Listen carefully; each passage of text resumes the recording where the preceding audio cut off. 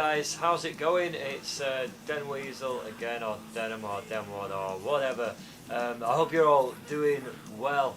Apologies, we haven't done a trick tip for a little while, but I thought we'd get straight back into it with one that a lot of people are asking me about, which is a 360 switchblade.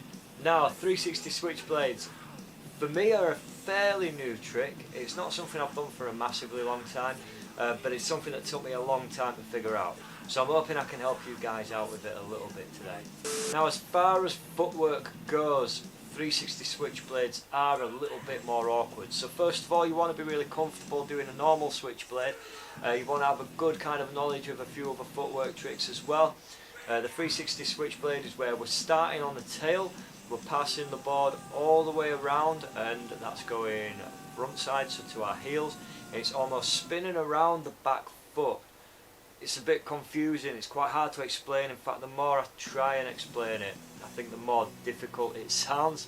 So let's just take a look at one and I'll talk you through the way that I learned how to do this one.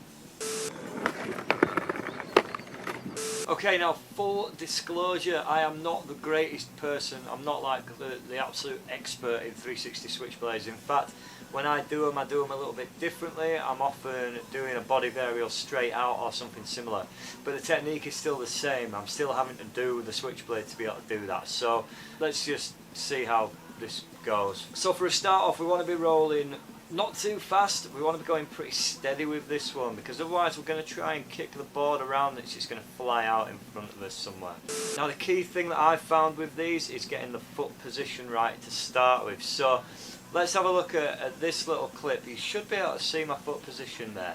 So my back foot is kind of pointing a little bit more up at a 45-degree angle, kind of in the middle of the tail. Now on this clip, I'm not actually exaggerating that much, but sometimes when you see me do these, I will put my foot almost in the middle of the tail, facing upwards at a 45-degree angle.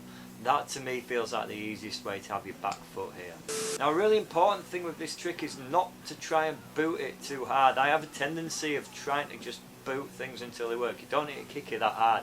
It's got to be quite gentle. You can see here that I'm starting to wind the board behind me, almost like a Paulino, but my body's staying in the same place. And as that board's getting around halfway, as it's getting around to about a 180, I'm almost hopping off that back foot a little bit. So you're almost pumping off the back foot to get the last 180 around.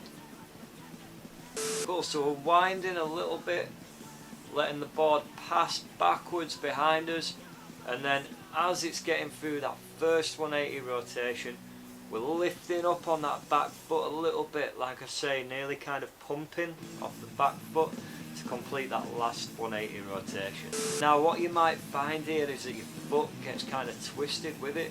You're going to have to really consciously make an effort to keep that back foot straight. That, in my opinion, is the hardest part of the 360 switchblade, which is why you'll often see me doing a 180 body varial out, because my foot is twisted a little, so I'm jumping out to kind of counteract that a touch. So my shoulders here, I'm going to keep them pretty much kind of perpendicular with the nose of the board, so I'm almost facing forward. That, to me, I've been doing that to try and stop me turning too much with the board and ending up doing like a 180 pivot with it as well. So I'm locking those shoulders in forward, so the board is just passing around that back foot only. Now, I can tell you that these are probably going to drive you crazy for a little bit. For some reason, when I was first learning these, I had it in my head that I had to keep that back foot totally straight and that I had to kick the board around really hard. You actually don't. You need to be quite gentle when you're passing the board back for that first 180. That first 180 is crucial. As soon as you get into that halfway point, that's where you want to almost lift the foot a little bit to give it that last little bit of room to do that final 180 turn. You're going to get quite a few of them where you end up going to sort of 270 to start with, and the foot's going to feel really awkward. So try and get used to just passing the board around that way and get that hop going a bit more. You're not jumping right off the floor, but you do need to give it a noticeable little bounce.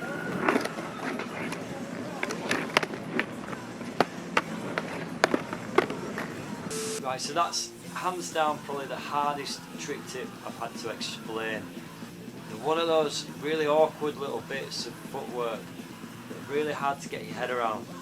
and however many times I keep doing the trick, it's quite difficult to communicate how it works, so I hope this has been helpful to you a little bit. If you have any more questions, give me a shout. You know where I am. Drop me a message in the comments, or just shoot me a message over Instagram or whatever, and I'll do my best to help you out. Hope you enjoyed it. Best of luck with them, and let me know how you get on. Let me know what tricks you want to see next time as well. Cheers guys. Bye bye.